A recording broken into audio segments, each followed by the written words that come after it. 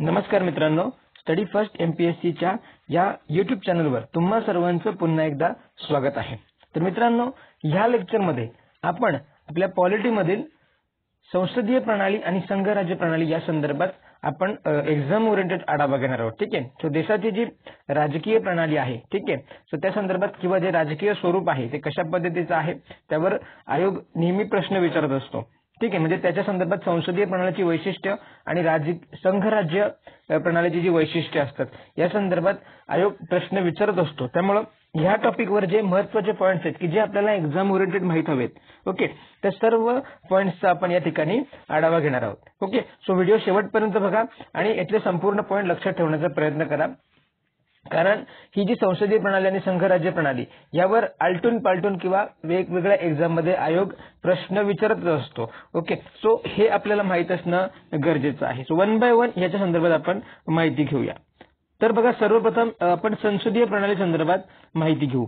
Okay, तर लक्षात घ्या संसदीय प्रणाली। सो एक्झॅक्टली संसदीय प्रणाली म्हणजे काय असं जर आपल्याला विचारलं तर ज्या ठिकाणी बघा, ज्या राज्य व्यवस्थेमध्ये किंवा ज्या सरकारी व्यवस्थेमध्ये बघा धोरणे आणि कृतीसाठी कार्यकारी विभाग हा विधिमंडळाला इथे लिहायला विसरलो मी। सो विधिमंडळाला उत्तरदायी असते। ठीक आहे, लिहून घेऊ शकता आपण। बघा, संसदीय प्रणाली म्हणजे काय की ज्या ठिकाणी धोरणे व कृतीसाठी, ठीक आहे, म्हणजे जे पण पॉलिसी वगैरे आणली जाते आणि कृती वगैरे कार्य वगैरे केले जातात त्यासाठी जो कार्यकारी मंडळ आहे म्हणजे आपण सांगू शकतो मंत्रिमंडळ, बरोबर, तो जो आहे विधिमंडळाला उत्तरदायी असतो। मग विधिमंडळ म्हणजे आपण जर बघायला गेलो तर केंद्राच्या ठिकाणी संसद, ओके, आणि राज्याच्या ठिकाणी राज्य विधिमंडळ। सो हे जे आहे विधिमंडळ, ठीक आहे, आणि कार्यकारी मंडळामध्ये कोण येतं तर जे केंद्रीय मंत्रिमंडळ येतं आणि राज्य मंत्रिमंडळ येतं, बरोबर। सो ज्या ठिकाणी कार्यकारी विभाग हा विधिमंडळाला उत्तरदायी असतो अशा प्रणालीला आपण संसदीय प्रणाली असं म्हणतो। ठीक आहे, सो हा एक छोटी आणि मग याच्या उलट ज्या ठिकाणी धोरणे व कृतीसाठी कार्यकारी मंडळ जो आहे विधिमंडळाला उत्तरदायी नसतो, सो अशा शासन पद्धतीला आपण म्हणतो अध्यक्षीय प्रणाली। ठीक आहे, अध्यक्षीय शासन प्रणाली की ज्या ठिकाणी धोरणे व कृतीसाठी कार्यकारी विभाग जो आहे हा विधिमंडळाला उत्तरदायी नसतो। मग कुठे असतो अशा प्रकारची तर अमेरिका। ठीक आहे, अमेरिका जी आहे ही अध्यक्षीय शासन प्रणाली आहे, हे आपण लक्षात घ्यायचं। आणि भारतामध्ये जर आपण बघितलं तर संसदीय शासन पद्धती आहे। ओके, सो हा फरक इथे आपण लक्षात घेतला। तर मग लक्षात घ्या, तर जी आपली केंद्रीय संसद प्रणाली आहे, ठीक आहे, संसद आपण केंद्राच्या ठिकाणी असते। ओके, तर केंद्रीय संसद प्रणालीशी संबंधित कलमे कोणती, ठीक आहे, ज्यामध्ये आपल्याला संसदीय प्रणालीची काय म्हणते आपल्याला तिथून त्यांचं स्वरूप प्रकट होतं, बरोबर। तर ती कलम 74 आणि कलम 75, ठीक आहे, कलम 74 आणि कलम 75 मध्ये आपल्याला संसदीय प्रणाली संदर्भाचे जे घडामोडी आहेत त्या तिथून व्यक्त होतात। मग हे झालं कलम 74 व 75 हे केंद्रीय संसदीय प्रणालीशी आहेत। मग असेच जर आपल्याला विचारलं की राज्याच्या ठिकाणी आपण सांगू शकतो की संसदीय प्रणालीशी संबंधित कोणते कलम आहेत, तर मग राज्याच्या ठिकाणी जर आपण बघितलं तर कलम 163 व कलम 164, ठीक आहे, हे राज्य विधिमंडळ आणि त्याचा जे मंत्रिमंडळ आहे याच्याशी संबंधित आहे। ठीक आहे, राज्य मंत्रिमंडळ हे जे आहे राज्य विधिमंडळ प्रणालीशी संबंधित आहे। ओके, हे आपण इथे लक्षात ठेवायचं। सो आता आपल्याला काय करायचं आहे तर बघा, जर लक्षात घेतलं तर ही जी संसदीय प्रणाली आहे या संसदीय प्रणालीला आपण काय काय म्हणू शकतो तर बघा, संसदीय प्रणालीलाच आपण म्हणू शकतो बघा मंत्रिमंडळ सरकार आपण म्हणू शकतो। ठीक आहे, त्याचप्रकारे याला उत्तरदायी सरकार असं सुद्धा आपल्याला म्हणता येतं किंवा मग वेस्ट मिनिस्टर पद्धत सरकार असं सुद्धा याला म्हणता येतं। ओके, मग बघा ही जी पद्धती आहे कोणत्या देशामध्ये जर आपण बघायला गेलो अस्तित्वात आहे किंवा वापरली जाते तर बघा ब्रिटन, ठीक आहे, की ज्या ब्रिटनच्या घटनेतून आपल्या भारतामध्ये ही संसदीय प्रणाली घेतलेली आहे। ठीक आहे, सो भारतातील संसदीय प्रणालीचा स्रोत जर आपल्याला विचारलं तर ब्रिटनची राज्यघटना येते। ओके, हे लक्षात ठेवायचं। त्यानंतर जपानची जी म्हणजे प्रणाली शासन प्रणाली ती सुद्धा संसदीय आहे। कॅनडाची शासन प्रणाली सुद्धा संसदीय आहे. त्यानंतर आपलं भारत, बरोबर. सो या देशामध्ये विशेषतः आपण बघू शकतो किंवा ही जी आहे संसदीय प्रणाली आहे. मग या उलट जर आपण बघितलं तर अमेरिका, ठीक आहे, अमेरिका, मग ब्राझील, अमेरिका, त्यानंतर ब्राझील, मग जर बघायला गेलो रशिया आणि आपला शेजारी देश श्रीलंका, बरोबर. तर ह्या देशामध्ये अध्यक्षीय प्रणालीची शासन पद्धती आहे, हे आपण इथे लक्षात घ्यायचं. ठीक आहे. मग बघा या संसदीय प्रणालीमध्ये, ही जी संसदीय प्रणाली असते, या संसदीय प्रणालीमध्ये जो मंत्रिमंडळ असतो, बघा संसदीय प्रणालीमध्ये जो मंत्रिमंडळ असतो तो खरा सत्तेचा गाभा असतो. मंत्रिमंडळ जो असतो हा सत्तेचा काय असतो, गाभा असतो. ठीक आहे. म्हणजे जी पण प्रमुख कार्य जे असतात हे मंत्रिमंडळातर्फे केली जातात. ठीक आहे. सो अशा पद्धतीने ही जी शासन प्रणाली, भारतीय शासन प्रणाली जी आहे ती संसदीय शासन प्रणाली आहे. ठीक आहे. आणि याच्यामध्ये पंतप्रधान आणि मंत्रिमंडळ यांची भूमिका काय असते, महत्वाची असते. सो आता आपल्याला काय करायचं आहे, बघा आता आपल्याला या संसदीय प्रणालीची वैशिष्ट्ये कोणती कोणती आहेत आणि त्याच्यावर आयोग प्रश्न विचारतो, आपल्याला फक्त वैशिष्ट्यांवर विचारतो. ओके. सो बघा आपल्याला जर बघायचं झालं तर ठीक आहे. मग वन बाय वन आपण काय करूया, ह्या संसदीय प्रणालीची वैशिष्ट्य आपण माहिती करून घेऊया आणि त्याच्यामध्ये जे महत्वाचे पॉइंट्स असणार आहेत, बरोबर, त्यांच्यावर आपण काय करूया, डिस्कशन करूया. तर बघा सर्वात पहिलं नाममात्र व वास्तव कार्यकारी विभाग. ठीक आहे. आपल्या भारतीय संसदीय सरकारची वैशिष्ट्य कोणती किंवा संसदीय सरकारची वैशिष्ट्य कोणती, तर याच्यामध्ये एक नाममात्र प्रमुख असतो आणि वास्तव कार्यकारी प्रमुख असतो. जर आपल्याला विचारलं तर नाममात्र प्रमुख कोण येतो आपला, तर राष्ट्रपती. ठीक आहे. राष्ट्रपती जे आहेत हे आपल्या संघराज्याचे किंवा संसदीय प्रणालीमध्ये नाममात्र प्रमुख असतात. तर खरे वास्तव प्रमुख कोण असतात, तर पंतप्रधान. खरे वास्तव प्रमुख कोण असतात, तर पंतप्रधान. ठीक आहे.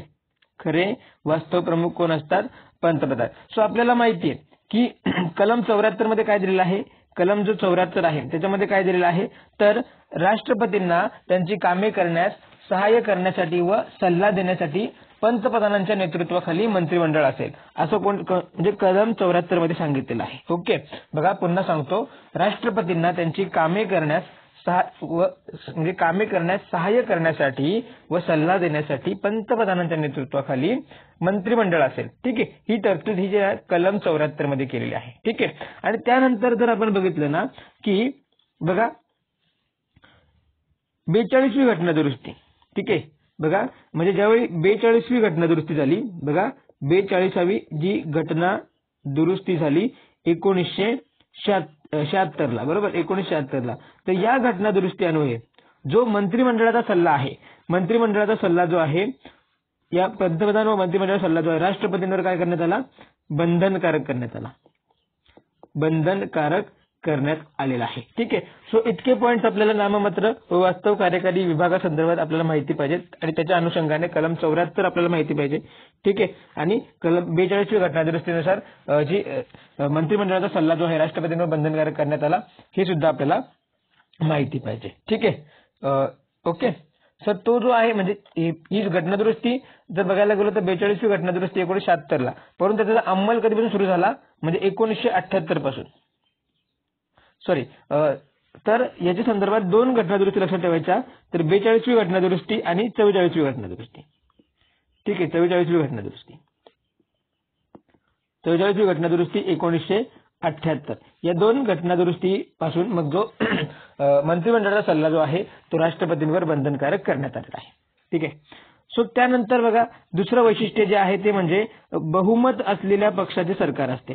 बघा संसदीय शासन प्रणालीमध्ये ज्या पक्षाला बहुमत असतं त्या पक्षाचे काय असतं, सरकार स्थापन होतं, म्हणजे त्यांचा पंतप्रधान होतो. किंवा मग एखाद्या पक्षाची म्हणजे एक पक्ष नसेल किंवा पक्षांची युती असेल तर युतीच्या जर युतीला मिळून बहुमत प्राप्त होतं तर त्यांचं सरकार स्थापन केलं जातं. हे दुसरं वैशिष्ट्य आहे संसदीय प्रणालीचं. तिसरं वैशिष्ट्य काय आहे, तर तिसरं वैशिष्ट्य आहे संसदीय प्रणालीचं सामूहिक जबाबदारी. बघा तिसरं वैशिष्ट्य म्हणजे काय, तर हे सामूहिक जबाबदारी आणि हे जे आहे बघा संसदीय शासन व्यवस्थेचं मूलभूत तत्व आहे किंवा आपण सांगू शकतो पायाभूत तत्व आहे. बघा संसदीय शासन व्यवस्थेचं पायाभूत तत्व कोणतं, तर सामूहिक जबाबदारी म्हणजे मंत्रिमंडळाची संसदेप्रती सामूहिक जबाबदारी हे तत्व इथे लक्षात ठेवायचं। मग याच्या संदर्भात आपल्याला लक्षात ठेवायचं की कलम 75 मध्ये काय सांगितलेलं आहे त्याची आपल्याला माहिती पाहिजे। तर बघा, मंत्री सामूहिकरित्या सर्वसाधारण संसदेला आणि विशेषतः लोकसभेला उत्तरदायी असतात। बघा, जे मंत्री असतात, मंत्री म्हणजेच मंत्रिमंडळ, ठीक आहे, मंत्री किंवा मंत्रिमंडळ आपण विचार केला तर सर्वसाधारणपणे बघा दोन गोष्टी लक्षात घ्या। सर्वसाधारण, बघा सर्वसाधारण तर संसदेला, बरोबर, सर्वसाधारण संसदेला आणि विशेषतः म्हणजेच विशेषतः लोकसभेला उत्तरदायी असतात। ठीक आहे, विशेषतः लोकसभेला उत्तरदायी असतात असं कलम 75 मध्ये सांगितलेलं आहे, बरोबर। मग त्यामुळं हे जे मंत्रिमंडळ आहे किंवा सर्व मंत्री जे आहेत, एक म्हणजे आपल्या देशासाठी एक संघ म्हणून काम करतात। काय म्हणून काम करतात? तर ते संघ म्हणून काम करतात आणि एकत्रितरित्या म्हणजे जर बघायला गेलो तर एकत्रितरित्या काम करतात आणि जर पंतप्रधानांनी राजीनामा दिला तर पूर्ण मंत्रिमंडळाचा तो राजीनामा असतो, हे आपल्याला माहिती आहे। ठीक आहे, आणि मग यामध्ये जर या सामूहिक जबाबदारीच्या तत्वावर आपल्याला बघितलं तर अविश्वासाचा ठराव पास करून, बघा अविश्वास, ठीक आहे, अविश्वासाचा ठराव संमत करून मंत्रिमंडळाला काय पदावरून हटवता येतं। ठीक आहे, आणि हे जे आहे हे सामूहिक जबाबदारीच्या तत्वावरून स्पष्ट होतं। ठीक आहे, बघा अविश्वास प्रस्ताव पारित करण्याची तरतूद जी आहे घटनेमध्ये सांगितलेली नाही, परंतु त्याचा अर्थ कुठून निघतो तर सामूहिक जबाबदारीमधून त्याचा अर्थ निघतो। ठीक आहे, म्हणजे काय तर जे संसदेचे सभासद आहेत, बरोबर, ते सरकारवर म्हणजेच मंत्रिमंडळावर अविश्वासाचा प्रस्ताव पारित करून त्यांना पदावरून हटवू शकतात।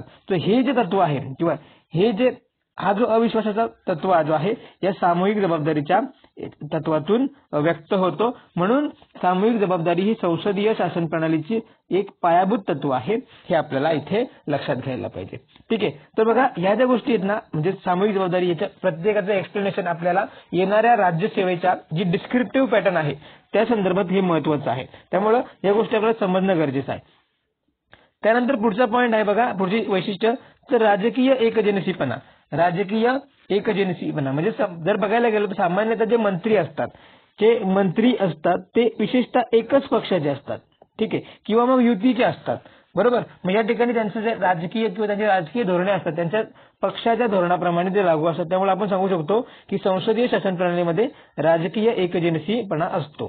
ठीक आहे, त्यानंतर नेक्स्ट वैशिष्ट्य जे आहे ते म्हणजे दुहेरी सदस्यत्व।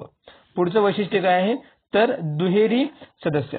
तर बघा या दुहेरी सदस्यत्व म्हणजे काय तर जे मंत्री असतात, बघा जे मंत्री असतात, विशेषतः जे मंत्री, तर मंत्री म्हणजेच बघा तर ते कार्यकारी मंडळाचे सुद्धा सभासद असतात। बघा मंत्री जे आहेत एका बाजूला कार्यकारी मंडळाचे सभासद असतात आणि दुसऱ्या बाजूला कायदेकारी म्हणजे कायदेकारी विभागाचे सुद्धा काय असतात सदस्यत्व असतात। म्हणजे ह्यालाच आपण म्हणतो दुहेरी सदस्यत्व। ठीक आहे, मग बघा याच्या संदर्भात एक गोष्ट लक्षात ठेवायची की जो मंत्री आहे हा सलग 6 महिने जो मंत्री सलग 6 महिने संसद सदस्य राहत नाही, बघा जो मंत्री सलग 6 महिने संसद सदस्य राहत नाही त्याला मंत्रिपदावर राहता येत नाही, तो मंत्रिपदावर राहू शकत नाही असे घटनेमध्ये सांगितलेले आहे। ठीक आहे, लक्षात ठेवायचं की जो मंत्री 6 महिने सलग संसद सदस्य राहिला नाही तर तो काय मंत्रिपदावर राहू शकत नाही। याचाच अर्थ असा होतो की बघा तर मंत्री होण्यासाठी संसद सदस्य होणे आवश्यक नाही, तर एखाद्या व्यक्तीला जरी तो संसद सदस्य नसला तरी त्याला मंत्री म्हणून नियुक्त करता येते।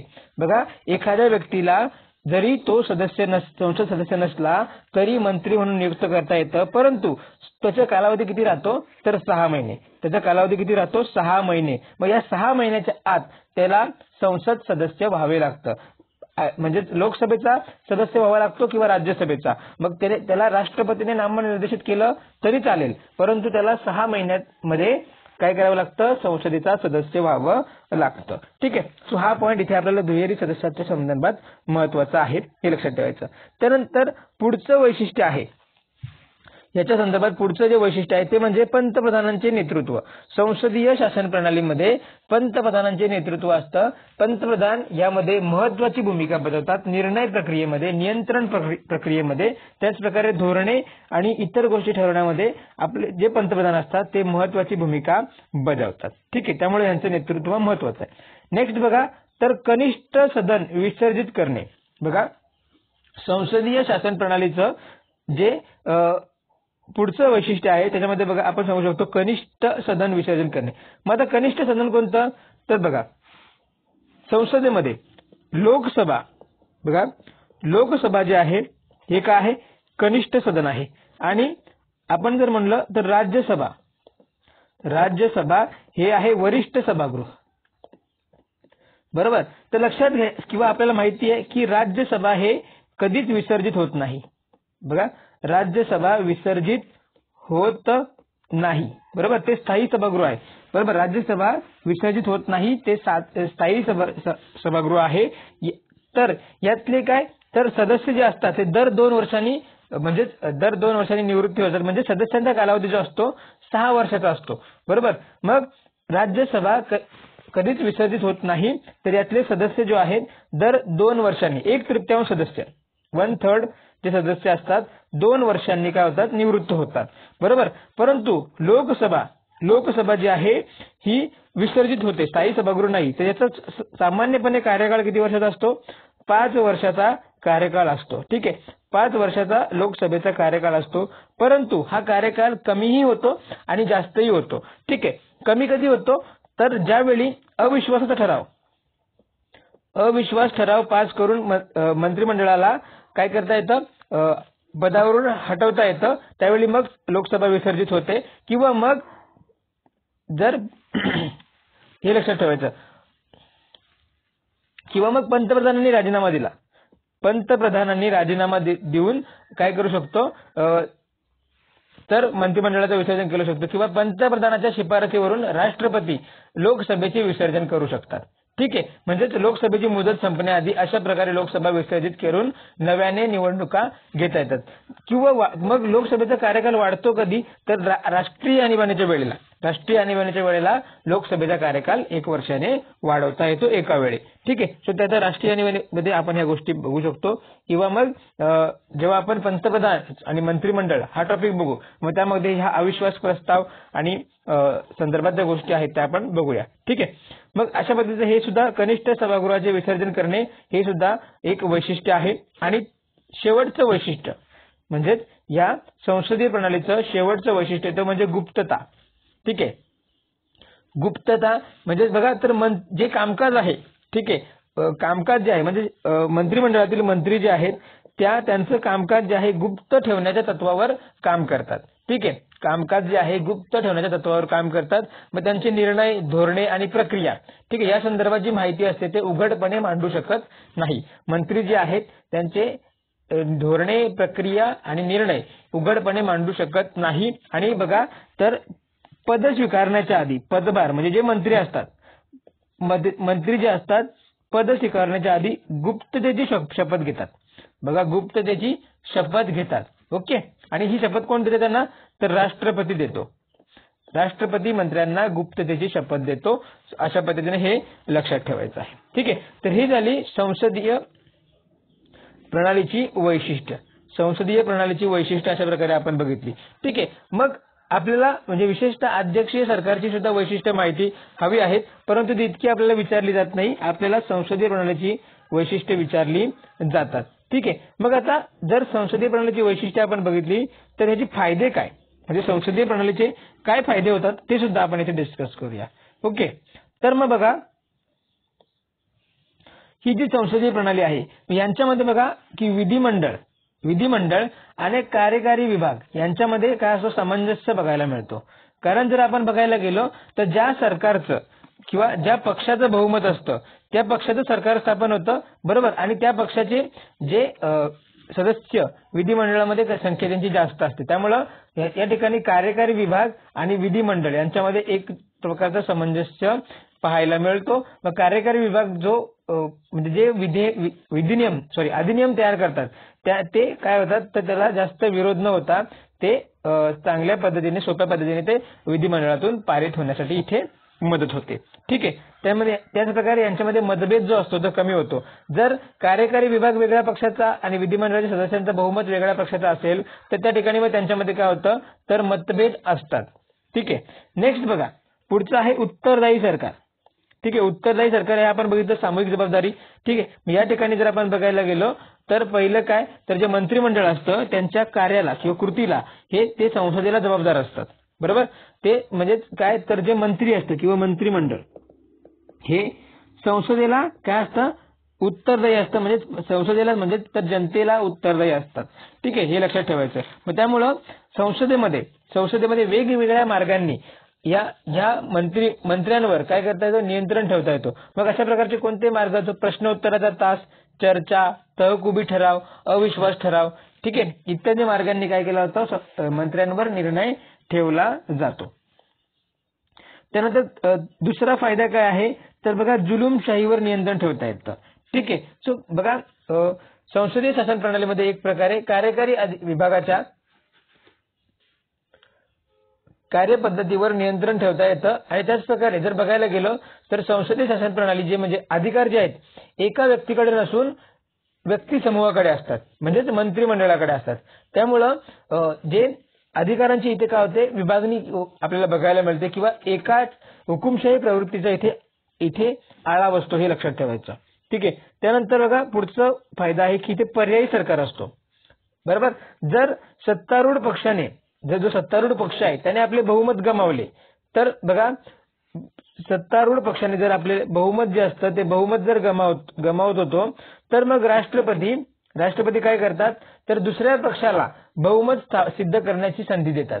ठीक आहे. किंवा दुसऱ्या पक्षाला सरकार स्थापन करण्याची संधी देतात. त्यामुळे जर आपण बघितलं तर या संसदीय प्रणालीमध्ये आपल्याला पर्यायी सरकाराचा ऑप्शन मिळतो, परंतु अध्यक्षीय प्रणालीमध्ये अशा प्रकारचे काही नसतं, हे लक्षात ठेवायचं. त्यानंतर बघा या ठिकाणी पुढचा फायदा आहे की विस्तृत प्रतिनिधित्व. ठीक आहे. तर बघा संसदीय जी प्रणाली आहे या संसदीय प्रणालीमध्ये लोकप्रतिनिधी असलेल्या मंत्र्यांच्या गटाकडे कार्यकारी अधिकार असतात. ठीक आहे. लोकप्रतिनिधी असलेल्या मंत्र्यांच्या गटाकडे कार्यकारी अधिकार असतात. त्यामुळं या सरकारमध्ये सर्व घटकांना आणि क्षेत्रांना प्रतिनिधित्व देणे शक्य असते. ठीक आहे. ही गोष्ट इथे लक्षात ठेवायची. सो अशा प्रकारे हे जे आहेत हे संसदीय शासन प्रणालीची काही फायदे आहेत ते आपल्याला लक्षात ठेवायचे आहेत. ठीक आहे. त्यानंतर आपल्याला या संसदीय प्रणालीच्या काही उणिवा सुद्धा इथे बघायच्या आहेत. त्यामध्ये जर बघायला गेलो तर पहिलं म्हणजे अस्थिर सरकार. ठीक आहे. अस्थिर सरकार जर बघा युतीचं सरकार तर मग यांच्यामध्ये जर मतभेद झाले तर मग पक्षाचा पाठिंबा त्यांनी काढून घेतला, बरोबर आहे, म्हणजे सरकारचा पाठिंबा त्याने काढून घेतला तर मग काय होतं, तिथे सरकार जो आहे तो सत्तारूढ पक्ष जो असतो तो आपला बहुमत गमावतो आणि मग त्यांना काय करावं लागतं, तर राजीनामा द्यावा लागतो किंवा अविश्वास ठराव मध्ये त्यांना सामोरं जावं लागतं, बरोबर. मग बघा अविश्वासाचा ठराव किंवा मग राजकीय पक्षांतर किंवा इतर पक्षांच्या युतीमुळे हे जे सरकार असतं ते कसं असतं, असरकार असतं. मग वेगवेगळी गटबाजी होते आणि मग दुसरा सरकार सत्ता स्थापन करतो. मग त्यामुळं संसदीय प्रणालीमध्ये जे सरकार असतं ते अस्थिर सरकार असतं, हे लक्षात ठेवायचं. त्यानंतर बघा धोरण सातत्याचा अभाव. जर वारंवार सरकार चेंज झालं म्हणजे पाठिंबा चेंज होऊन आज समजा या वर्षी दुसरं सरकार आहे, दुसऱ्या वर्षी दुसरं सरकार, म्हणजे फॉर एक्झाम्पल महाराष्ट्रामध्ये आपण जर बघितलं की सुरुवातीला वेगळं सरकार त्याच्यानंतर वेगळं सरकार होतं. त्यामुळं जी धोरण सातत्य असतं, प्रत्येक पक्षाची धोरणं वेगळी असतात आणि मग या ठिकाणी जी धोरण सातत्य असतं त्याच्यामध्ये कुठेतरी अभाव निर्माण होतो, हे लक्षात घ्यायचं. तरी अशा प्रकारचे ज्या घटना आहेत ह्या संसदीय शासन प्रणाली म्हणतात. त्यानंतर पुढचा तोटा आपण म्हणू शकतो तर मंत्रिमंडळाची हुकुमशाही. पुढचा तोटा काय येतो, तर मंत्रिमंडळाची हुकुमशाही. म्हणजे ज्या ठिकाणी जे सत्तारूढ पक्ष असतात त्यांना पूर्ण बहुमत असतं, बघा पूर्ण बहुमत असतं. ठीक आहे, सत्तारूढ पक्षाला ज्यावेळी पूर्ण बहुमत असतं त्यावेळी मग त्या जो सत्ताधारी पक्ष असतो तो त्यांच्या पद्धतीने देशाचा कारभार चालवतो. बरोबर. जर बघितलं तर रिसेंटली आपण बघू शकतो की जी केंद्रीय शासन पद्धती आहे त्यामध्ये बीजेपी सरकारला पूर्ण बहुमत आहे. बरोबर. जर मग त्या ठिकाणी जर बघितलं तर त्यांच्या पद्धतीने वेगवेगळे त्यांनी निर्णय असे जे आहेत ते टोकाचे निर्णय सुद्धा ते घेतात. म्हणजे एक प्रकारे मंत्रिमंडळ हुकुमशाही निर्माण होते. नेक्स्ट जर आपण बघितलं तर अधिकार विभागणीच्या विरोधी असतात. अधिकार विभागणीच्या विरोधी ही पुढची त्यांची प्रणाली आहे, त्यांची तोटा आहे. ठीक आहे.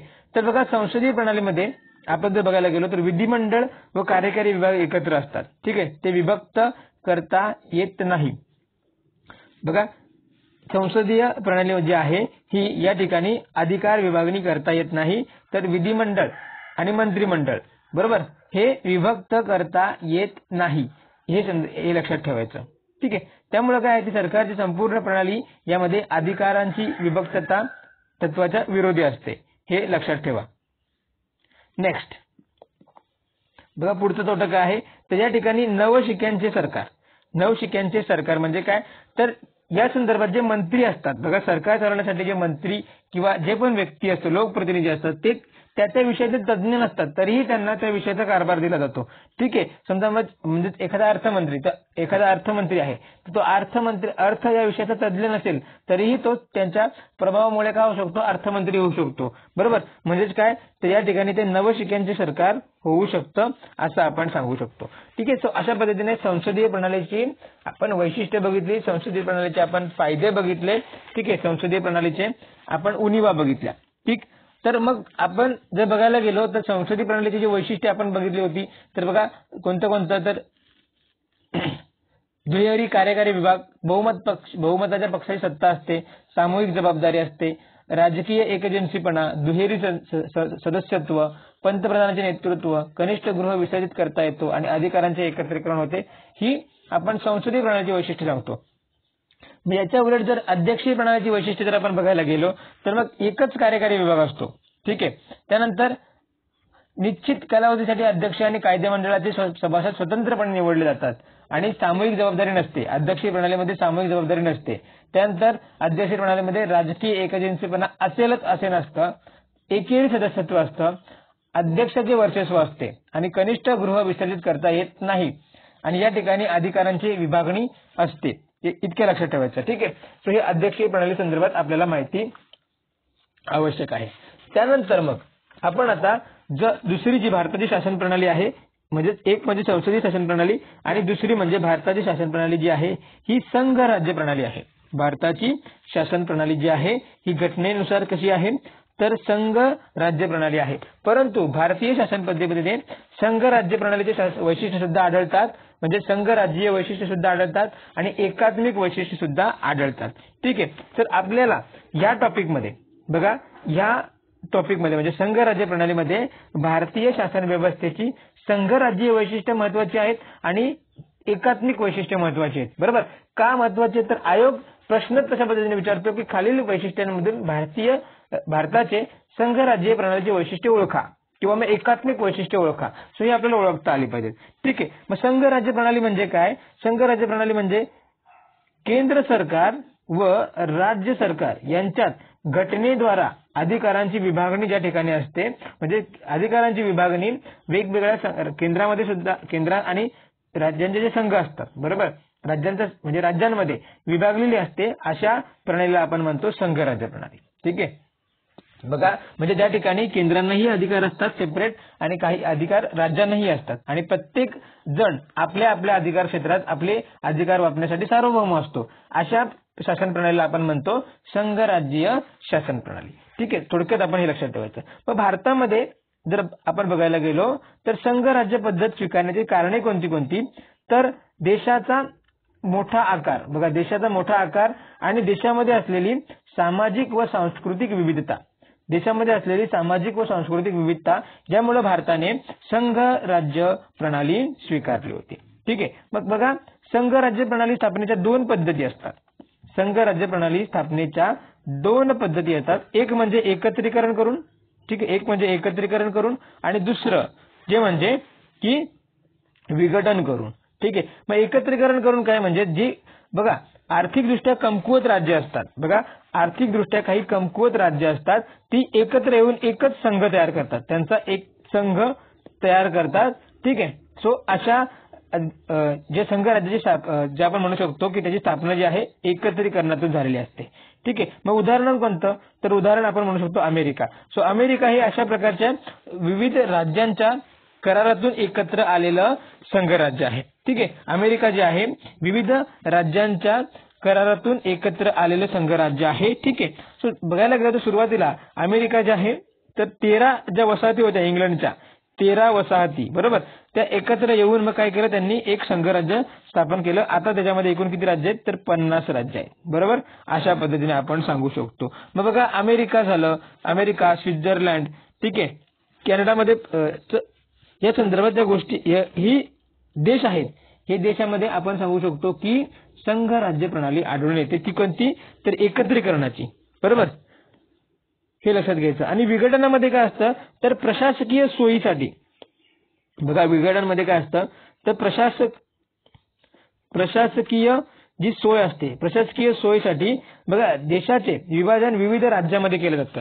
प्रशासकीय सोयीसाठी देशाचे विभाजन जे आहे विविध राज्य किंवा प्रांतामध्ये केलं जातं, बरोबर. मग अशा ठिकाणी विघटन पद्धतीचं संघराज्य स्थापन होतं. फॉर एक्झाम्पल कॅनडा आणि भारत सुद्धा. सो भारतामध्ये काय केलेलं आहे तर भारताच्या प्रशासकीय सोयीसाठी भारताचे विभाजन विविध राज्यांमध्ये केलेलं आहे.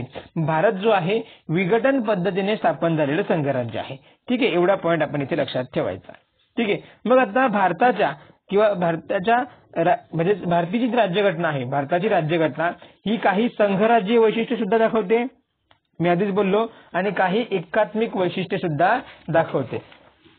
भारताची राज्यघटना काही संघराज्य वैशिष्ट्य सुद्धा दाखवते आणि काही एकात्मिक वैशिष्ट्य सुद्धा दाखवते. तर ही सगळी वैशिष्ट्य आपल्याला त्यांच्या प्रकारानुसार आपल्याला तोंडपाठ पाहिजे. ठीक आहे.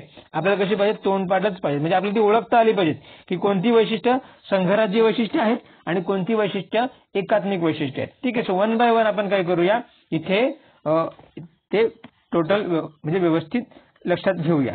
ठीक आहे.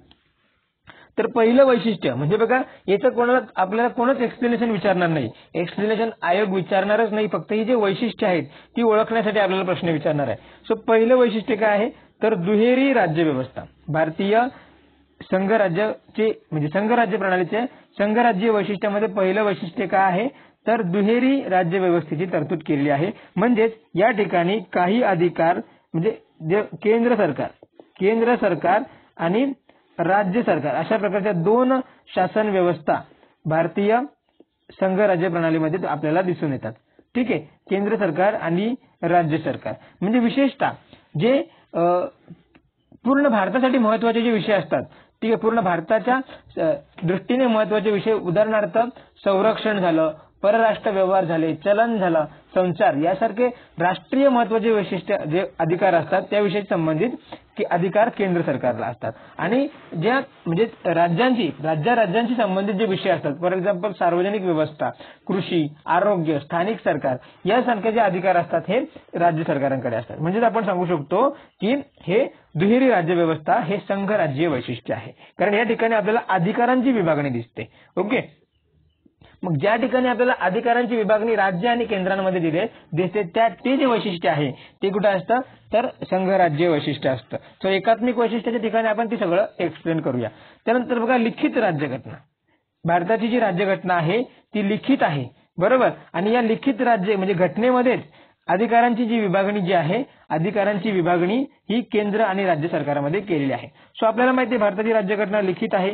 ठीक. तर या राज्यघटनेमध्ये जर आपण बघितलं सुरुवातीला जी भारतीय राज्यघटना आहे ही एक सरनामा, ठीक आहे, त्यानंतर 22 भाग आणि या 22 भागामध्ये 395 कलमे होती आणि 8 परिशिष्टे होती, बरोबर, 8 परिशिष्टे. सो जर बघायला गेलो तर आता जवळजवळ या 22 भागांचे म्हणजे घटना दुरुस्त्या होऊन 25 भाग झालेत आणि जवळजवळ 470 बघा 470 प्लस कलम आलेले आहेत आणि हे जवळजवळ 12 परिशिष्टे झाले, बरोबर. अशा पद्धतीची ही लिखित राज्यघटना आहे. आणि ह्याच्यामध्ये जर आपण बघायला गेलो तर घटनेमध्ये दोन्ही म्हणजे केंद्र सरकार आणि राज्य सरकार यांच्या संरचनेसंदर्भात त्यांच्या अधिकारांचे विभाजन हे सगळ्या गोष्टी दिलेल्या आहेत. म्हणून लिखित राज्यघटना हे संघराज्य वैशिष्ट्य आहे, हे लक्षात ठेवायचं.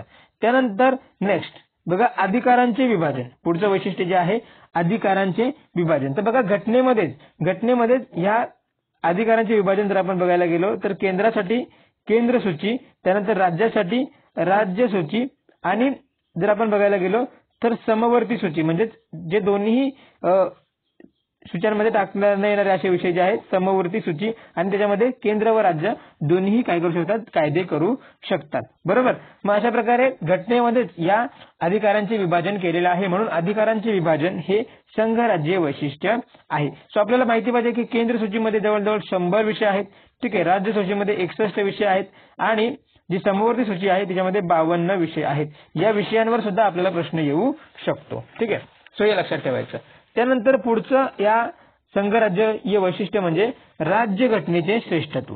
ठीक आहे. सो बघा देशामध्ये आपल्या भारतामध्ये सर्वोच्च श्रेष्ठत्वाचे स्थान कोणाला दिलेलं आहे तर घटनेला. घटना ही सर्वोच्च आहे. ठीक आहे. घटना ही देशाचा सर्वश्रेष्ठ कायदा आहे. घटना जी आहे ही देशाचा सर्वश्रेष्ठ कायदा आहे, हे लक्षात ठेवायचं.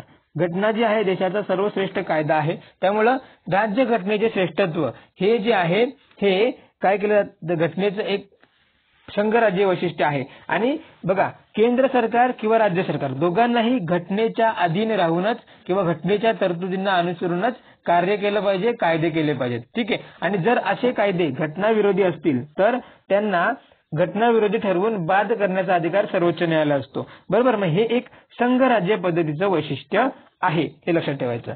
त्यानंतर पुढचं वैशिष्ट्य काय आहे तर ताठर राज्यघटना. ताठर राज्यघटना. सो बघा मग घटनेमध्ये काही विषय जे आहेत, काही विषय म्हणजे संघराज्य संदर्भाचे जे विषय असतात किंवा केंद्र राज्य संदर्भात जे विषय महत्वाचे असतात, बरोबर, अशा विषयांमध्ये जर बदल करायचे असते तर राज्यांची सुद्धा संमती आवश्यकता असते किंवा संसदेमध्ये 2 विशेष बहुमताची आवश्यकता असते. ठीक आहे. म्हणजे या बाबतीत जी घटना जी आहे ती आपली ताठर आहे. बरोबर. अधिकारांच्या विभागणी संदर्भात. मग त्यामुळे ताठर राज्यघटना जी आहे ही सुद्धा घटनेचं संघराज्य वैशिष्ट्य आहे.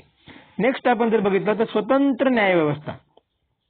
तर बघा इथे मंत्रिमंडळ हे म्हणजे कार्यकारी मंडळ विधिमंडळाला जबाबदार आपल्याला घटनेने सांगितलेलं आहे, परंतु राज्यघटनेने न्यायव्यवस्था ही स्वतंत्र ठेवलेली आहे. न्यायव्यवस्था जी आहे स्वतंत्र ठेवलेली आहे. त्याचा उद्देश म्हणजे बघा एक पहिला उद्देश काय तर न्यायालयीन पुनर्विलोकनाच्या अधिकाराद्वारा घटनेचे सर्वश्रेष्ठत्व अबाधित राखणे. बरोबर.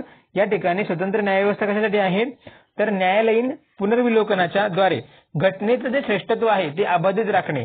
आणि दुसरं म्हणजे काय तर केंद्र व राज्य यांच्यातील विवाद सोडवणे यासाठी स्वतंत्र न्यायव्यवस्था ठेवलेली आहे आणि अशी तरतूद घटनेमध्येच केलेली आहे. म्हणून हे सुद्धा भारतीय संघराज्य वैशिष्ट्य आहे, हे लक्षात ठेवायचं. त्यानंतर शेवटचं संघराज्य वैशिष्ट्य ते म्हणजे द्विगृही व्यवस्था. संसदेमध्ये जर आपण म्हणायला गेलो तर जी विधिमंडळामध्ये द्विगृही व्यवस्था असते. म्हणजे काय तर जर संसदेचा विचार केला तर संसदेमध्ये लोकसभा आणि राज्यसभा. बरोबर. आणि जर आपण राज्यांचा विचार करतोय जर म्हणजे राज्य विधिमंडळाचा, या ठिकाणी बघा ही संसद आहे. संसद जी आहे लोकसभा आणि राज्यसभामध्ये विभागली आहे. जे राज्य विधिमंडळ आहे, राज्य विधिमंडळ जे आहे ते जर आपण बघितलं तर 2 भागात ते म्हणजे सुद्धा आपण सांगू शकतो की विधानसभा आणि विधान परिषद. बरोबर. सर्वच राज्यांमध्ये विधान परिषद नाही, परंतु काही राज्यांमध्ये विधान परिषद आहे. त्यामुळे आपण सांगू शकतो की या ठिकाणी द्विगृही व्यवस्था आपल्या भारतीय शासन प्रणालीमध्ये आहे.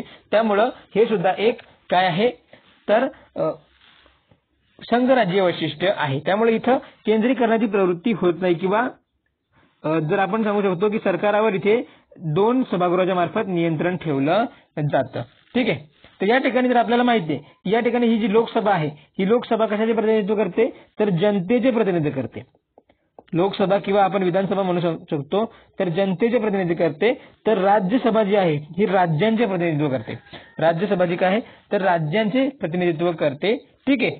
परंतु जरी जर आपल्याला बघायला गेलो तर राज्यसभेकडे कमी अधिकार असतात, तरी पण केंद्राच्या जे अयोग्य हस्तक्षेप आहे किंवा इतर जी हुकुमशाही आहे त्यांच्यापासून राज्यांच्या हितांचे रक्षण करण्याचं काम कोण करते?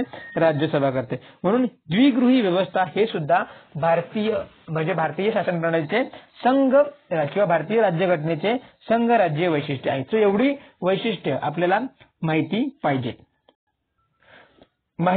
इन द सेन्स की जर आयोगाने आपल्याला ओळखायला सांगितलं, परीक्षेमध्ये आपल्याला ओळखायला सांगितलं की घटनेची संघ राज्य वैशिष्ट्य ओळखा, तर या 7 वैशिष्ट्यांपैकीच वैशिष्ट्य आपल्याला संघ राज्य वैशिष्ट्य आहे हे ओळखायचं आहे. याच्या व्यतिरिक्त दुसरी येतील ती एकात्मिक वैशिष्ट्य असतील हे लक्षात ठेवायचं. मग राज्यघटनेची एकात्मिक वैशिष्ट्य कोणती ती सुद्धा आपण बघूया. ठीक आहे. मग एकात्मिक वैशिष्ट्य म्हणजे काय किंवा एकात्मता राज्यघटना एकात्मिक वैशिष्ट्य म्हणजे काय? तर या ठिकाणी आपण जर बघितलं जो केंद्र आहे, केंद्र जो आहे तो प्रबळ होतो. केंद्र प्रबळ मानला जातो किंवा केंद्राकडे जास्त अधिकार येणं म्हणजेच काय? तर एकात्मिक वैशिष्ट्य. बरोबर, लक्षात घ्या. थोडक्यात आपण लक्षात घ्यायचं एकात्मिक वैशिष्ट्य म्हणजे काय की ज्या ठिकाणी केंद्राला अधिकार जास्त येतात किंवा शासन पद्धती ही एकात्मिक होऊ पाहते त्या ठिकाणी आपल्याला एकात्मिक पद्धतीची वैशिष्ट्य पाहायला मिळतात. मग कोणती वैशिष्ट्ये आहेत ते आपण बघूया. सो बघा, भारतीय शासन प्रणालीमध्ये संघ राज्य व्यवस्थेपेक्षा किंवा संघ राज्य वैशिष्ट्यांपेक्षा एकात्मिक वैशिष्ट्यांची संख्या जास्त आहे किंवा एकात्मिक वैशिष्ट्ये जास्त आहेत हे लक्षात घ्यायचं. मग पहिलं वैशिष्ट्य काय? तर प्रबळ केंद्र. पहिलं वैशिष्ट्य आहे प्रबळ केंद्र. ठीक आहे. जर बघायला गेलं तर भारतीय शासन व्यवस्थेमध्ये घटनेने केंद्राला अधिक अधिकार दिलेत किंवा केंद्राला जास्त अधिकार दिलेत. ठीक आहे. सो वेगवेगळ्या परिस्थितीमध्ये म्हणजे जर आपण विचार केला आणीबाणीच्या परिस्थितीमध्ये किंवा मग काही इतर संदर्भात केंद्राला जे आहेत जास्त अधिकार दिलेले आहेत, म्हणून प्रबळ केंद्र हे एक एकात्मिक वैशिष्ट्य आहे. ठीक आहे. त्यानंतर बघा, राज्ये अविनाशी नाहीत. ठीक आहे. या ठिकाणी राज्ये अविनाशी नाहीत म्हणजे काय? तर राज्ये विनाशी आहेत. राज्य अविनाशी नाहीत म्हणजे काय? तर राज्ये विनाशी आहेत हे लक्षात ठेवायचं. म्हणजेच काय? तर केंद्र सरकार काय करतो? तर केंद्र सरकार राज्यांमध्ये बदल घडवून आणतो. राज्यांच्या सीमा, राज्यांचे क्षेत्र, राज्यांचे नाव यांच्यामध्ये बदल घडवून आणू शकतो. ठीक आहे. कलम 3 नुसार, घटनेतील कलम 3 नुसार आपण जेव्हा सुरुवातीला बघितलं संघ व त्याचे क्षेत्र, याच्यामध्ये कलम 3 नुसार राज्यांची क्षेत्र, ठीक आहे, राज्यांचे क्षेत्र म्हणजे संसद काय करू शकते? 2 राज्यांची क्षेत्र बदलून एक स्वतंत्र राज्य बनवू शकते, त्यांचं नाव बदलू शकते, सीमा वगैरे त्या चेंज करू शकतात. बरोबर. तर या संदर्भात जर बघायला गेलो तर संसदेला पूर्ण अधिकार आहे. म्हणून या ठिकाणी प्रबळ हे एकात्मिक वैशिष्ट्य आहे. त्यानंतर बघा, एकच राज्यघटना आहे. ठीक आहे.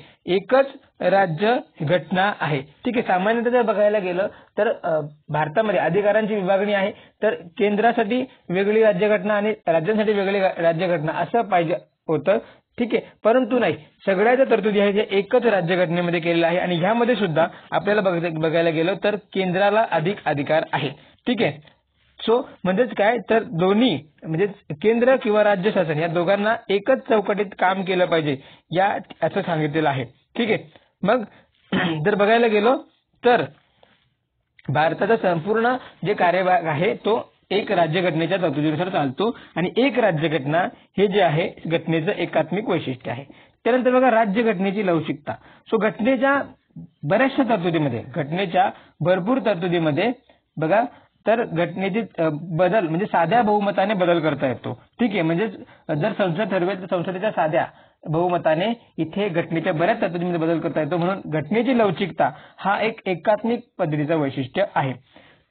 त्यानंतर बघा, राज्य प्रतिनिधित्वात समानता नाही. राज्य प्रतिनिधित्वात समानता नाही म्हणजे जर बघायला गेलो तर जे प्रतिनिधित्व आहे बघा, राज्यसभेमध्ये राज्यांचं जे प्रतिनिधित्व आहे हे त्यांच्या आकारानुसार आणि लोकसंख्येच्या प्रमाणात विभागलेलं आहे. त्यामुळं जर बघायला गेलं तर काही राज्यांचे प्रतिनिधित्व जास्त आहे, तर काही म्हणजे जे छोटे राज्य आहेत त्यांचे प्रतिनिधित्व काय कमी आहेत. ठीक आहे. हे लक्षात घ्या. परंतु जर बघायला गेलं अमेरिका, सो अमेरिकेमध्ये 50 राज्य आहेत. 50 राज्याच्या एका राज्याला 2 सदस्य, एका राज्याचे 2 याप्रमाणे 100 सदस्य अमेरिकेच्या सिनेटमध्ये असतात. बरोबर, म्हणजे अमेरिकेची राज्यसभा म्हणजे अमेरिकेचे सिनेट. ठीक आहे, तर त्या ठिकाणी प्रत्येक राज्याचे 2 सभासद असतात, परंतु भारतामध्ये तसं नाहीये. तर भारतामध्ये जर बघायला गेलं तर 1 ते 31 अशी संख्या काय होते, व्हॅरी होते.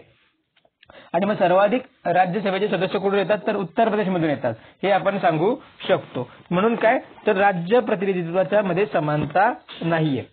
त्यानंतर नेक्स्ट पॉईंट बघितला तर आणीबाणीच्या तरतुदी. आणीबाणीच्या तरतुदी हे सुद्धा घटनेचं एकात्मिक वैशिष्ट्य आहे. मग आणीबाणीच्या वेळी केंद्र शासन प्रबळ होतं, हे लक्षात ठेवायचं. त्यानंतर पुढे आहे एकेरी नागरिकत्व. ठीक आहे, सो बघा भारतामध्ये अधिकारांची विभागणी जी आहे राज्य आणि केंद्र आणि राज्य यांच्यामध्ये केलेली आहे, परंतु नागरिकत्व जे आहे केंद्र आणि राज्य यांच्यामध्ये एकच, संपूर्ण देशामध्ये एकेरी नागरिकत्व आहे. ठीक आहे, जर बघायला गेलं तर अमेरिकेमध्ये पूर्ण केंद्राचं नागरिकत्व वेगळं आणि राज्यांचं नागरिकत्व वेगळं अशी तरतूद आहे, परंतु भारतामध्ये एकेरी नागरिकत्व आहे आणि हे जे आहे राज्यघटनेचं एकात्मिक वैशिष्ट्य आहे. त्यानंतर एकात्मिक न्यायव्यवस्था. बघा एकात्मिक न्याय व्यवस्था, जरी बघा सर्वोच्च न्यायालयाने किंवा घटनेने अधिकारांची विभागणी केंद्र आणि राज्यामध्ये केलेली आहे, परंतु न्याय व्यवस्था जी आहे एकात्मक ठेवलेली आहे. फक्त तिचे प्रशासनाच्या किंवा सोयीसाठी स्तर केलेले आहेत, म्हणजे सर्वोच्च न्यायालय, उच्च न्यायालय आणि कनिष्ठ न्याय व्यवस्था असे स्तर केलेले आहेत, परंतु न्याय व्यवस्था जी आहे एकात्मक आहे. त्यामुळे एकात्मिक न्याय व्यवस्था जी घटनेचं एकात्मिक वैशिष्ट्य आहे आणि स्वतंत्र न्याय व्यवस्था हे घटनेचं संघराज्य वैशिष्ट्य आहे, हे लक्षात ठेवायचं. ठीक आहे, सो अशा पद्धतीने हे आपण फरक इथे लक्षात ठेवायचा. नेक्स्ट बघा तर अखिल भारतीय सेवा. अखिल भारतीय सेवा हा सुद्धा काय तर एकात्मिक राज्यघटनेचं वैशिष्ट्य आहे. ठीक आहे, म्हणजे संपूर्ण भारतासाठी ज्या काही सेवा असतात, फॉर एक्झाम्पल IAS, ठीक आहे, IAS, त्यानंतर IPS, त्यानंतर जर आपण म्हटलं तर फॉरेस्ट, एअरफोर्स, ठीक आहे, तर इंडियन फॉरेस्ट सर्व्हिस. तर ह्या ज्या आहे अखिल भारतीय सेवा आहेत, बरोबर, परंतु यांचं कार्य असतं एखाद्या राज्यामध्ये यांचं कार्यस्थळ असतं, बरोबर. यांची निवड कोणाद्वारे होते, केंद्राद्वारे होते. म्हणून अखिल भारतीय सेवा सुद्धा काय होतं तर एक एकात्मिक वैशिष्ट्य आहे. त्यानंतर बघा एकात्मिक लेखा परीक्षण यंत्रणा. तर केंद्र आणि राज्य यांचं जे लेखा परीक्षण असतं ते कोण करतं, तर भारताचा जो कॅग असतो त्यांच्या मार्फत केलं जातं. त्यामुळं एकात्मिक लेखा परीक्षण यंत्रणा जी आहे हे सुद्धा घटनेचं एकात्मिक वैशिष्ट्य आहे, हे लक्षात ठेवायचं. ठीक आहे, नेक्स्ट जर आपण बघितलं तर बघा राज्य सूचीवर संसदेचा अधिकार आहे. बघा पुढचं बघायला गेलो तर राज्य सूचीवर संसदेचा अधिकार आहे. ठीक आहे, तर बघा जे राज्यांकडे सोपवलेले जे संसदेने मर्यादित अधिकार संदर्भात बघा राज्यांकडे सोपवलेल्या मर्यादित अधिकार क्षेत्राबाबत सुद्धा राज्यांकडे निव्वळ अधिकार नसतात, म्हणजे त्याच्यावर सुद्धा संसद कायदा करू शकते. लक्षात ठेवायचं, संसद त्या कायद्यांवर नियंत्रण ठेवू शकते किंवा राष्ट्राच्या हिताच्या दृष्टीने एखादा कायदा करायचा असेल तर त्या ठिकाणी राज्यसभेने संमत केल्यास बघा राष्ट्राच्या हिताच्या दृष्टीने केंद्राने कायदा करावा असा ठराव जर राज्यसभेने संमत केला तर संसद राज्य सूचीतील कोणत्याही विषयावर कायदा करू शकते, हे लक्षात ठेवायचं. ठीक आहे, म्हणजेच बघा तर घटनेत दुरुस्ती न करता संसदेचा कायदा करण्याचा अधिकार विस्तृत करता येतो आणि हा अधिकार संसदेला कोण देतं, तर राज्यसभा देते, हे लक्षात ठेवायचं. त्यानंतर बघा पुढचं वैशिष्ट्य ते म्हणजे राज्यपालाची नियुक्ती. आता आपल्याला माहिती आहे की राज्यपालाची नियुक्ती जी आहे ही केंद्राद्वारे केली जाते. ठीक आहे, त्यामुळं जे सरकार केंद्रामध्ये असतं तर त्यांच्या सोयीनुसार काय करतात, राज्यपालाची नियुक्ती केली जाते. त्यानंतर एकात्मिक निवडणूक प्रक्रिया हे सुद्धा आपण राज्यघटनेचं एकात्मिक वैशिष्ट्य आहे. ठीक आहे, तर मग जे केंद्रीय निवडणूक आयोग आहे, बरोबर, इलेक्शन कमिशन आपण म्हणू शकतो, इलेक्शन कमिशन, बरोबर. हा इलेक्शन कमिशन कोणाकोणाची निवडणूक घेतो, तर आपल्याला माहिती आहे राष्ट्रपती व उपराष्ट्रपती यांची निवडणूक घेतो. त्यानंतर लोकसभा व राज्यसभा यांची निवडणूक घेतो आणि विधानसभा व विधान परिषद, बरोबर, यांची निवडणूक कोण घेतो, तर जो इलेक्शन कमिशन आहे, केंद्रीय निवडणूक आयोग, हे काय करतो, तर राष्ट्रपती, उपराष्ट्रपती, लोकसभा, राज्यसभा, विधानसभा आणि विधान परिषद यांच्या सदस्यांची निवडणूक घेतो. ठीक आहे, म्हणजेच काय तर म्हणजे केंद्रस्तरीय आणि राज्यस्तरीय निवडणूक घेण्याचं काम कोण करतो, तर फक्त एकच निवडणूक आयोग करतो. त्यामुळे एकात्मिक निवडणूक प्रक्रिया जी आहे घटनेचं एकात्मिक वैशिष्ट्य आहे, हे इथे लक्षात ठेवायचं. त्यानंतर बघा की पुढचं वैशिष्ट्य आहे बघा, राज्य विधेयकांबाबत नकाराधिकार. बघा, राज्य विधेयकांबाबत नकाराधिकार. ठीक आहे, म्हणजे राज्याने संमत केलेले जे अधिकार आहेत, ठीक आहे, विधेयक आहेत, राज्याने संमत केलेले विधेयक जे आहे, जो राज्यपाल आहे, राज्यपाल काय करतो, राष्ट्रपतींच्या विचारार्थ राखून ठेवतो. राज्यपाल काय करतो, राष्ट्रपतींच्या विचारार्थ राखून ठेवतो. ठीक आहे, आणि राष्ट्रपतींना त्या विधेयकांना संमती देणं बंधनकारक नाही. म्हणजे राष्ट्रपतींकडे संमतीसाठी राखून ठेवलेले विधेयक जे आहेत, राष्ट्रपती संमत म्हणजे त्यांना मंजुरी देऊ शकतो, त्यांना मंजुरी देणं रोखूनही ठेवू शकतो किंवा पुनर्विचारार्थ परत पाठवू शकतात. परंतु जर आपण बघितलं लोकसभेच्या संदर्भात किंवा संसदेच्या संदर्भात जर पुनर्विचार करून संसदेने ते विधेयक राष्ट्रपतींकडे मंजुरीसाठी पाठवले, ठीक आहे, तर राष्ट्रपतीला ते मंजूर करावं लागतं. परंतु राज्यांसंदर्भात किंवा राज्य विधिमंडळासंदर्भात राज्य विधिमंडळाने ते विधेयक पुनर्विचार करून परत पाठवले तरीही त्या विधेयकाला मंजुरी देणं राष्ट्रपतींवर बंधनकारक नसतं. म्हणजे हा राज्य विधेयकांबाबतचा जो नकाराधिकार आहे, हा सुद्धा आपल्या घटनेचा एकात्मिक वैशिष्ट्य आहे. ठीक आहे, सो ही गोष्ट आपण इथे लक्षात ठेवायची. त्यानंतर आपल्याला बघायचं आहे की जे वेगवेगळे घटनातज्ञ होते, त्यावेळी जे वेगवेगळे घटनातज्ञ होते, त्यांनी आपल्या घटनेबद्दल ज्या मूल्यमापन किंवा ज्या टीका वगैरे किंवा टीकात्मक मूल्यमापन केलं होतं, त्या संदर्भात आपल्याला काही गोष्टी इथे बघायच्या आहेत. कारण आयोग या ठिकाणी त्यांच्याबाबत त्यांनी केलेले जे टीका किंवा मूल्यमापन यावर जोड्या लावा स्वरूपात प्रश्न विचारतो. ठीक आहे, आणि विचारलेले आहेत म्हणून आपल्याला हे पूर्णपणे पाठ असणं गरजेचं आहे. तर बघा, के.सी. वियर सगळ्यात महत्वाचं लक्षात घ्या. पहिला के.सी. वियर काय म्हणतो आपल्या घटनेसंदर्भात, तर त्यांनी लक्षात ठेवायचं की के.सी. वियर घटनेचं वर्णन अर्ध संघराज्यात्मक करतो.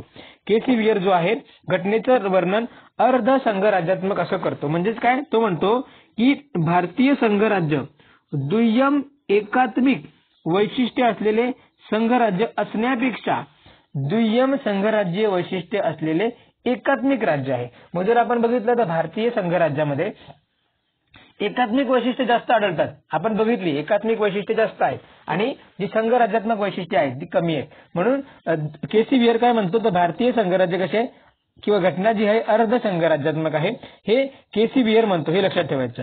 त्याच्यानंतर मग इतर जे घटनातज्ञ आहेत त्यांच्या संदर्भात पण आपण लक्षात घेऊया. तर बघा, जो पॉल ॲपलबॉय आहे, ठीक आहे, पॉल ॲपलबॉय तो काय म्हणतो, तर भारतीय घटना ही भारतीय संघराज्य बहुवंशीय संघराज्य आहे. ठीक आहे, ॲपलबॉय काय म्हणतो, ॲपलबॉय बहुवंशीय संघराज्य, भारतीय संघराज्य बहुवंशीय संघराज्य आहे. त्यानंतर मॉरिस जोन्स काय म्हणतो, तर भारतीय संघराज्य वाटाघाटीचे संघराज्य आहे, असं मॉरिस जोन्स म्हणतो. त्यानंतर आयव्हर जेनिंग्स काय म्हणतो, तर केंद्र प्रबळ असलेले संघराज्य, असं आयव्हर जेनिंग्स म्हणतो. त्यानंतर बघा पुढचं आहे अलेक्झांड्रोविच काय म्हणतो, तर भारतीय प्रणाली ही एकमेवाद्वितीय आहे, भारतीय प्रणाली एकमेवाद्वितीय आहे असं अलेक्झांड्रोविच म्हणतो. आणि ग्रॅनव्हिल ऑस्टिन काय म्हणतो, तर सहकारी संघराज्य पद्धत आहे असे ग्रॅनव्हिल ऑस्टिन म्हणतो. मग एका बाजूला हे जे घटनातज्ञ, ठीक आहे, आणि दुसऱ्या बाजूला त्यांनी दिलेलं मत, हे आपल्यासाठी महत्वाचं आहे, हे लक्षात ठेवायचं. याच्यावर आयोगाने प्रश्न विचारलेले आहेत. पुन्हा सुद्धा आयोग यांच्यावर जोड्या लावून स्वरूपात प्रश्न विचारू शकतो. किंवा मग केंद्र प्रबळ असलेले संघराज्य हे खालीलपैकी कोणत्या घटनातज्ञाने केलेले मत व्यक्त केले होते, तर आयर जेनिंग्स. ठीक आहे, हे आपल्या लक्षात येईल. अशा पद्धतीने वन लाईनर स्वरूपात सुद्धा क्वेश्चन येऊ शकतो. ठीक आहे, सो एवढे माहिती आपल्याला या संदर्भात हवी आहे, हे लक्षात घ्यायचं. त्यानंतर बघा काही जे महत्वाचे फॅक्ट लक्षात घेऊया. तर बघा आपली जी भारतीय राज्यघटना आहे, ठीक आहे, तर घटनेचे संघराज्यात्मक स्वरूप,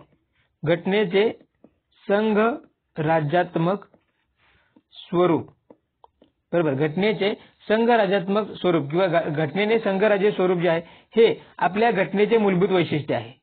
बघा, घटनेचे संघराज्यात्मक स्वरूप घटनेचे मूलभूत वैशिष्ट्य आहे. म्हणजेच काय, तर केंद्र सरकार या घटनेच्या संघराज्य स्वरूपाला बदल करू शकत नाही. ठीक आहे, हे लक्षात ठेवायचं. त्यानंतर मग लक्षात घ्यायचं की एक खटला होता, तो म्हणजे बोम्मई खटला.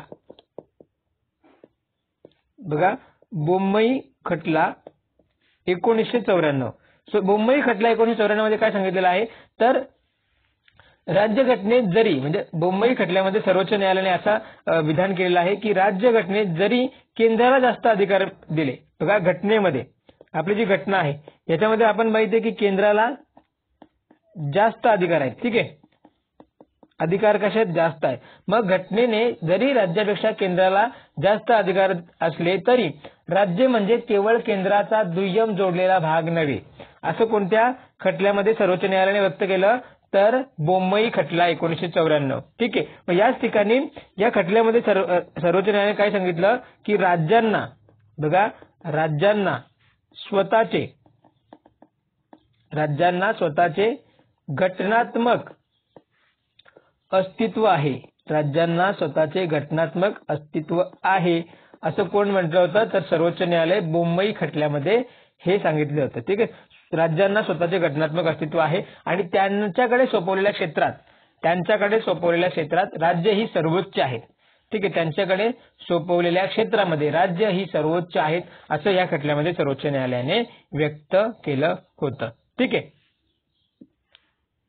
आहे, त्यानंतर लक्षात घ्यायचं की आपल्याला माहिती आहे की आणीबाणीच्या काळात, ज्यावेळी आणीबाणी होते, ठीक आहे, आणीबाणीच्या काळामध्ये केंद्र हे प्रबळ होतं. म्हणजेच काय, तर राज्यांचे अधिकार सुद्धा केंद्राकडे येतात. या ठिकाणी राज्यांचे अधिकार सुद्धा केंद्राकडे येतात. परंतु ही जी व्यवस्था आहे ही सामान्यपणे नाही, म्हणजे असामान्य अवस्थेमध्ये किंवा प्रासंगिक अवस्थेमध्ये काय होतं, ते केंद्र हे जे प्रबळ राज्य होतं. बरोबर, म्हणून जे लक्षात घ्या की आणीबाणीच्या व्यवस्थेमध्ये किंवा अपवादात परिस्थितीमध्ये राज्यांचे अधिकार केंद्र आपल्याकडे घेत असलं तरी ते त्यामुळे राज्यघटनेचे संघराज्य हे मूळ वैशिष्ट्य जे आहे नष्ट होत नाही. बरोबर, बघा ज्यावेळी लक्षात घ्या की अपवादात्मक प्रसंगामध्ये राज्यांचे अधिकार केंद्राकडे सोपवले जातात, सो अशा वेळी घटनेचे जे संघराज्य स्वरूप हे नष्ट होते असं होत नाही. ठीक आहे, हे लक्षात ठेवायचं. तर बघा, भारतीय राज्यघटनेतील संघराज्य प्रणाली ही प्रशासनिक सोय नसून ते एक तत्व आहे. बघा, भारतीय राज्यघटनेतील संघराज्यीय प्रणाली ही एक प्रशासकीय सोय नसून हे एक तत्व आहे आणि हे तत्व आपल्या स्वतःच्या प्रक्रियांवर व वास्तवाच्या आकलनावर आधारलेले आहे असे सर्वोच्च न्यायालय यांनी म्हटलेलं होतं. ठीक आहे, सो हे पॉइंट आपण इथे लक्षात ठेवायचे. त्यानंतर लक्षात घ्या की भारतीय जी संघराज्य प्रणाली आहे, बघा भारतीय संघराज्य प्रणाली, जी भारतीय संघ प्रणाली आहे, ठीक आहे, ही बघा भारतीय संघराज्य ही दोन विरोधी तत्वांच्या तडजोडीतून निर्माण झालेली आहे. भारतीय संघराज्य प्रणाली जी आहे, बघा दोन विरोधी तत्वांच्या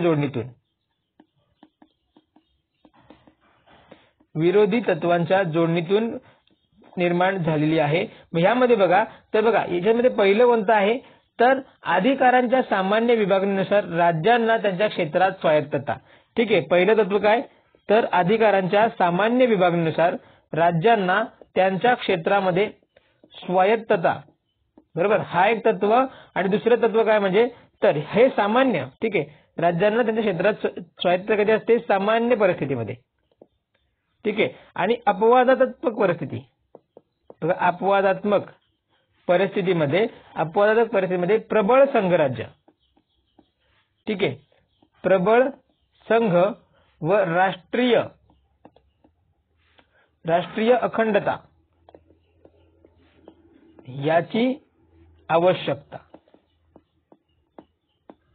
ठीक आहे, म्हणजे ही दोन विरोधी तत्व आहेत किंवा राज्यांना काय केलं जातं, स्वायत्तता दिली जाते, परंतु अपवादात्मक परिस्थितीमध्ये इथे प्रबळ संघ होतो आणि राष्ट्रीय अखंडता याची आवश्यकता होते. मग त्यामुळं जे केंद्र सरकार आहे ते राज्यांचे अधिकार स्वतःकडे घेतो.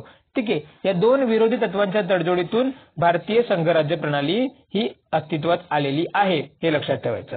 ठीक आहे, सो अशा प्रकारे आपल्याला आपल्या एक्झामच्या दृष्टीने जेवढे पण महत्त्वाचे पॉइंट्स हे संसदीय प्रणाली आणि संघ राज्य प्रणाली या 2 टॉपिक मधून हवे आहेत किंवा एक्झामला ते विचारू शकतात असे सर्व पॉइंट आपण या लेक्चरमध्ये कव्हर केलेले आहेत. आय होप की ते तुम्ही चांगल्या पद्धतीने लिसन सुद्धा केलेत आणि ते नोट डाऊन सुद्धा करून घेतलेले आहेत. फक्त आपल्याला काय करायचं आहे की एक पेजमध्ये दोन्ही यांचा नोट्स तयार होतात एकच पेजमध्ये, बरोबर. एका ठिकाणी आपल्याला संसदीय वैशिष्ट्य लिहून ठेवायचे आहेत, ठीक आहे, संसदीय प्रणालीची वैशिष्ट्य. त्यानंतर एका ठिकाणामध्ये आपल्याला एक राज्यघटनेची संघराज्य वैशिष्ट्य आणि राज्यघटनेची एकात्मिक वैशिष्ट्य लिहून ठेवायची आहेत आणि घटनेसंदर्भात जे घटना तज्ज्ञ आहेत त्यांनी दिलेली जी मतं आहेत ती आपल्याला काय करायचे एका पेजवर लिहून घ्यायचे आणि त्यांना वारंवार रिवाइज करायचं. याच्यातच प्रश्न तुमचे तयार होणार आहेत, ठीक आहे. परंतु आपण लेक्चर घेताना त्या संदर्भात आपल्या त्या प्रत्येक टॉपिकची आपल्याला एक सर्वसाधारण कन्सेप्टची माहिती असावी म्हणून आपण विस्तृत थोडंसं घेतलं. परंतु प्रायमरी लेवलला आपल्याला रिव्हिजनच्या दृष्टीने जे वैशिष्ट्य आहे ती फक्त वैशिष्ट्यांची नावं आपण सेपरेट करून लिहून ठेवायची. आय होप की या लेक्चरचा कंटेंट तुम्हाला चांगल्या प्रकारे समजला असेल. तर व्हिडिओचा कंटेंट तुम्हाला आवडला असेल तर नक्की आपल्या व्हिडिओला लाईक करा.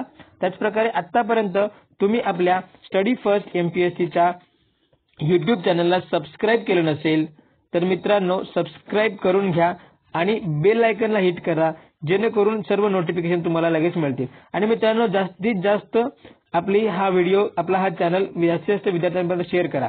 तर बघा मित्रांनो आपल्या या चॅनलवर आपण जी कंबाईंड प्री आहे त्या ओरिएंटेड ही रिव्हिजन सिरीज घेतोय, ठीक आहे. ही रिव्हिजन सिरीज आहे पण यामध्ये आपण वेगवेगळ्या टॉपिकची काय करतोय रिव्हिजन करतोय, बरोबर. सो जास्तीत जास्त विद्यार्थ्यांपर्यंत आपला चॅनल शेअर करा जेणेकरून त्यांना सुद्धा या एक्झाम ओरिएंटेड फायदा होईल. आणि आपल्या या लेक्चरचा टार्गेट जी एक्झाम आहे ती 5 जानेवारी 2025 ला जी होणारी कंबाईंड ग्रुप बी आहे ही आपली टार्गेट एक्झाम आहे. त्यामुळं या संदर्भात सगळ्यांना फायदा व्हावा त्यामुळे जास्तीत जास्त शेअर करा. आपले या लेक्चरवर या चॅनलवर पूर्ण लेक्चर फ्री आहे, तुम्ही कितीही वेळा बघू शकता, ठीक आहे. सो जास्तीत जास्त याला शेअर करा आणि तुम्हाला तुमच्या ज्या कमेंट्स आहेत तुमच्या ज्या प्रतिक्रिया आहेत त्या तुम्ही नक्की मला कमेंटवरून कळवा. तुमचे जे फीडबॅक्स तुम्ही मला सांगा. आपल्या या सिरीजमधून तुम्हाला तुमच्या अभ्यासामध्ये फायदा होतोय का, ठीक आहे. एक्झाम ओरिएंटेड तुमचे पॉईंट्स क्लिअर होत आहेत का, तुमची रिव्हिजन चांगल्या प्रकारे होते का या संदर्भात मला नक्की कमेंट करून कळवा, ठीक आहे. सो या ठिकाणी आपण थांबतोय. Thank you very much.